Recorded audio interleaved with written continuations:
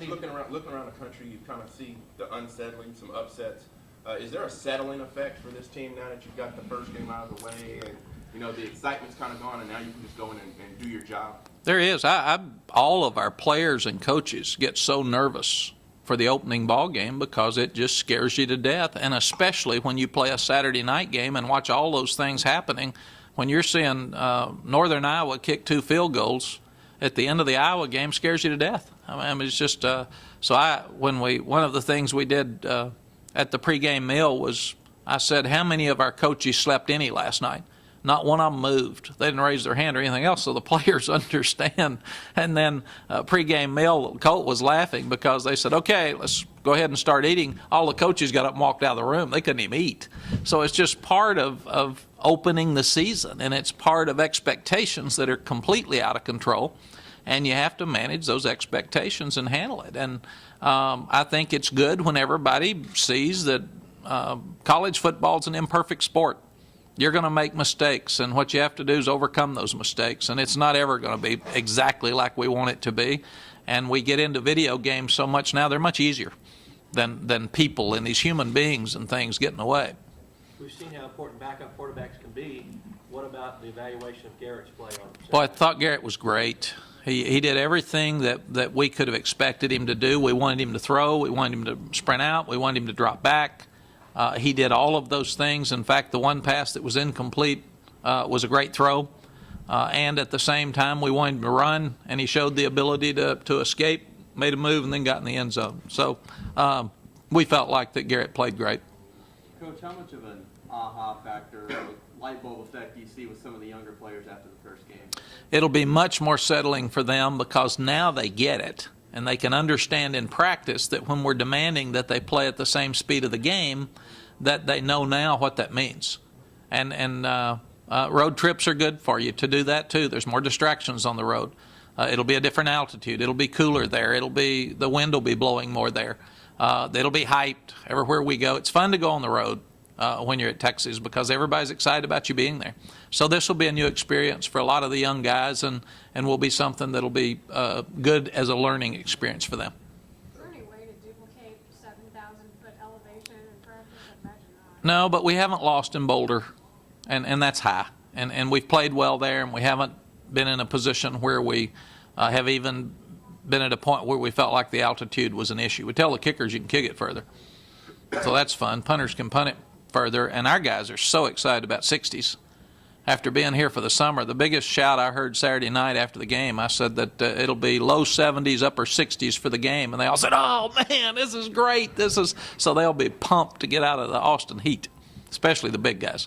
Coach, you talked about the running game, liked it more in the second half than the first half. Other than ball security, obviously, any specifics about the first half that bothered you? No, well, you'd like to line up and run up down the field all the time. Usually that doesn't happen in the first half. The teams that we're going to play, even if we're overmatched, or we overmatch the team like Saturday night, we had better players than Louisiana Monroe, they are coming in here to stop the run, and they're going to play their tails off now. They'll play as hard as they can. So we scored 14 quick ones, and then I thought it went to sleep a little bit there and had to pick it back up and jump-start it. But we're going to be a team that Colt's going to throw the ball a lot, and we're going to be spread. And our runs are not always going to be just lining up, knocking people down. I thought I had to keep us from scoring at the end with the running game because you beat the other team down over time. And what you want to do is be able to run the ball in the fourth quarter. I mean, that's when your running game should really be good. If you go back and study Ricky Williams, most of his yardage was in the second half when the team gets beaten down because he's the big back and the strong back. And that's what you have to do. So to rush for 205 yards was really, really good for us. It was a great message. We lined up in the eye some. We were physical some. And I thought we did good. The 2 fumbles are unacceptable. Was there something when you went back and looked at film someone that stuck out to you that maybe you didn't notice in the game, good or bad? Oh, gosh. Let's see.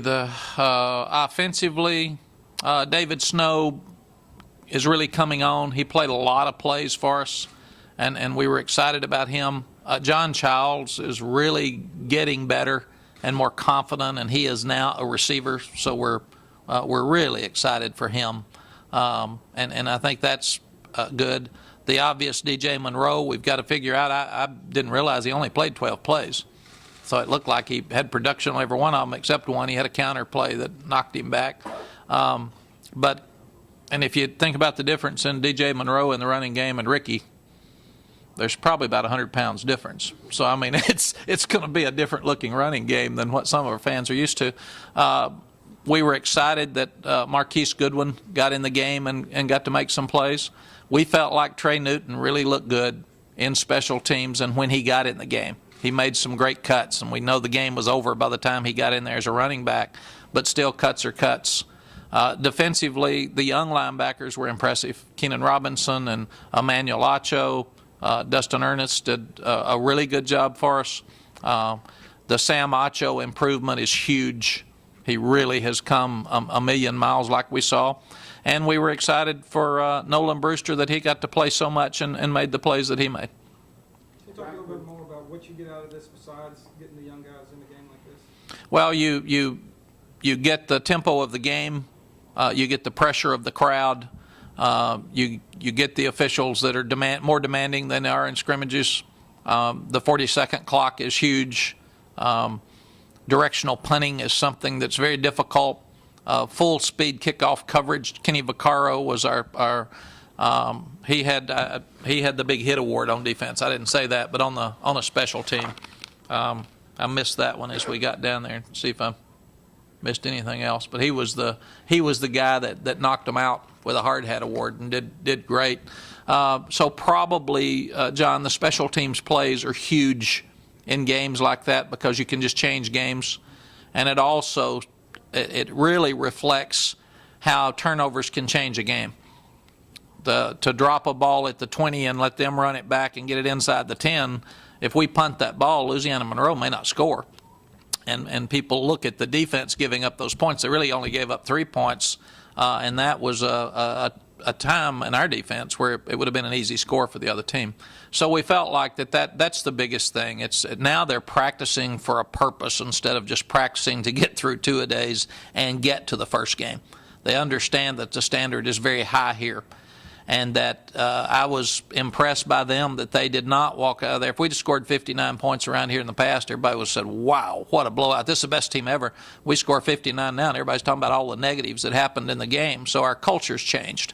And that's okay because the players did the same thing. I had to tell Colt, I know you were down to 72% and 2 touchdown passes, so hang on here, bud. Let's get back to reality.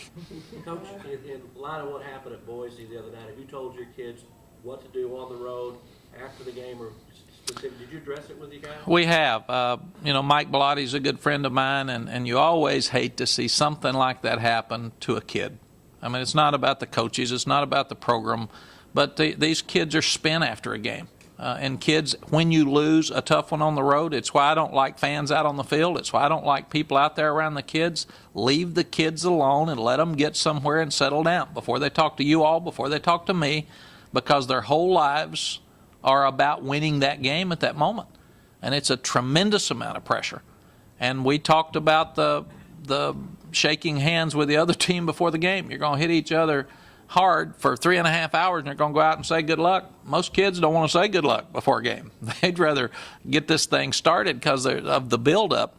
But I thought our guys handled it really well. And when the game got out of control, I want to give Charlie Weatherby and his players credit. I didn't see the one shot on Colt out of bounds was a tough shot, but it was close and the kid wasn't trying to hit him. And a lot of times there's cheap shots in these games. I didn't see any.